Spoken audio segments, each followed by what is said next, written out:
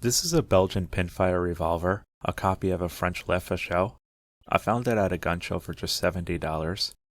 I've seen other videos on YouTube showing these and how to make the cartridges.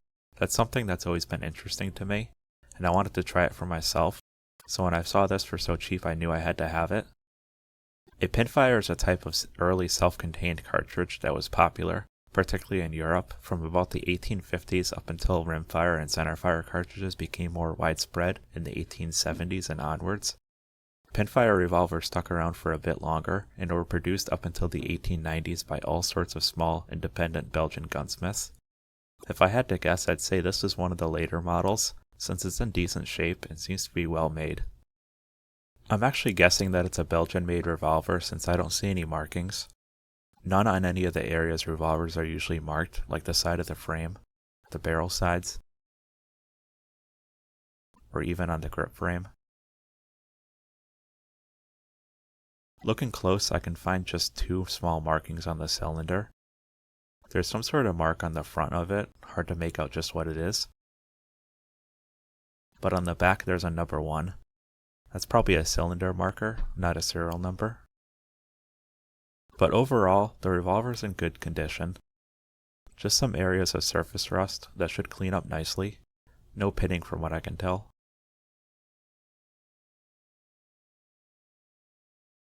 It is missing the loading gate, however, but it does have the screw for the pivot point at the top and the retention spring on the bottom. A replacement shouldn't be too hard to make.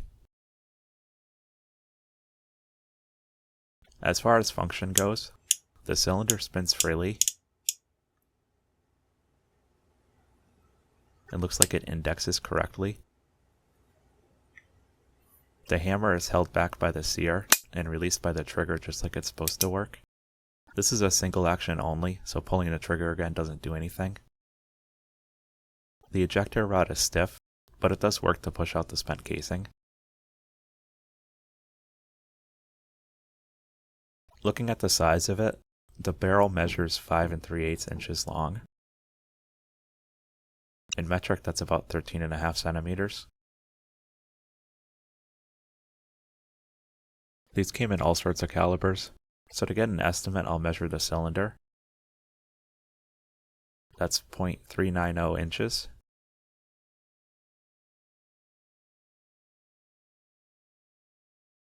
And then roughly measure the bore, 0.358 inches.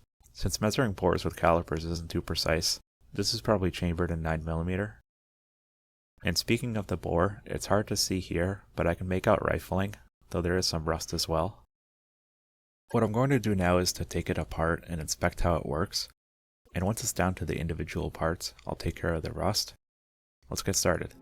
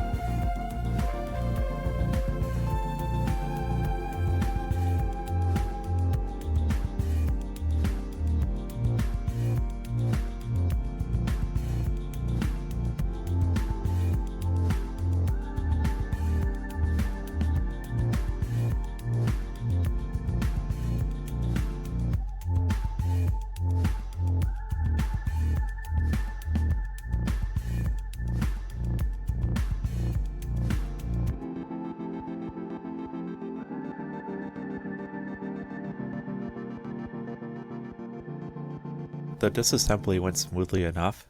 Here's a few things I learned along the way. I gave the trigger pin a few whacks, but it's a pretty small pin and it wasn't budging at all. I didn't want to damage anything, and I think I could work around it. The trigger, flat spring, and the hand are all in there. There's some additional marks on the parts that I found. There's a 1 on the frame under the grips.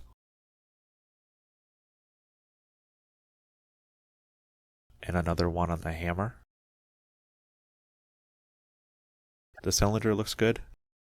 The ratchet teeth are still sharp. The cylinder pin has this flat spring embedded in it. I think it's to make sure that the cylinder is always a tight fit on it with no play. There's a flat spring inserted with the injector rod to provide tension. The rod itself is peened at both ends, so there's no way to remove it. Again, I'll leave these parts together. The bore has some fouling in it. It looks pretty rough, but I can make out the rifling throughout.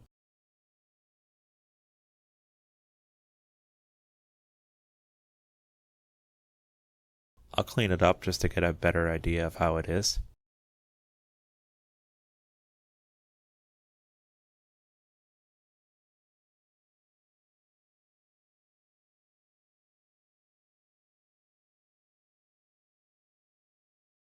And that's looking much better.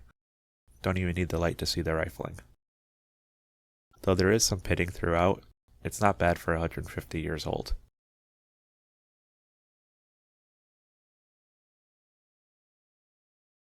Now with the revolver disassembled, I'm going to take care of the rust by boiling the parts to convert the red rust into bluing. First, I'll degrease the parts thoroughly. If you've seen the conversion process elsewhere, this is an important step that's often skipped. Grease and oil won't go away during boiling, they'll only come back later to clog up your carding wheel. I learned that lesson early on, and now I make sure to degrease all my parts.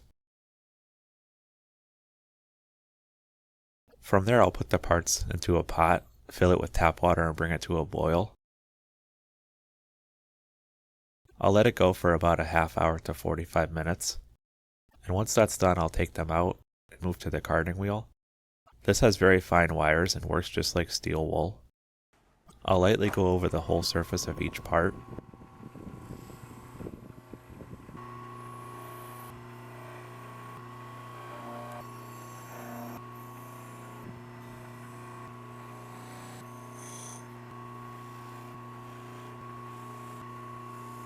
The next step is to ensure all water is removed by soaking in kerosene. This is especially important with those assemblies that I left together, like the ejector rod and the trigger mechanism, to make sure all the water is displaced. And the last step is to soak it in oil. After a while, I'll wipe the parts down, and then I can reassemble the revolver.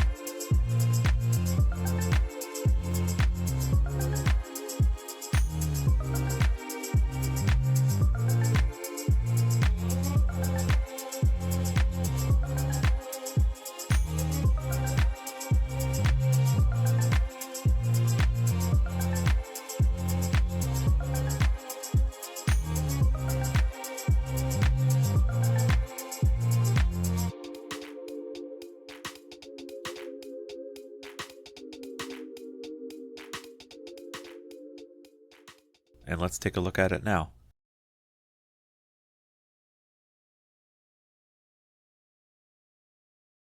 The rough spots look much better now. The end of the barrel is the best example. The red rust has been converted to bluing. The rust on the cylinder and the back strap as well. One thing that's very hard to get on video is just the surface feel of the metal. Before it was nothing special, but after converting the rust, I could just feel that all the surfaces were highly polished when this was made originally. And that's not a side effect of the carding. The steel wires on the wheel are much too soft to polish the steel. It just reveals the original finish. I did find 2 more markings. Both of them are a number 1 just like elsewhere. Here on the trigger. And then inside the trigger guard. Maybe it is a serial number or an assembly number, but without anything else to go off of, I'm not sure. I didn't touch the grips at all. They're in good condition, so no reason to mess with them. Overall, I'm very happy with the revolver, both the purchase and then how it turned out, even if it's not a drastic restoration.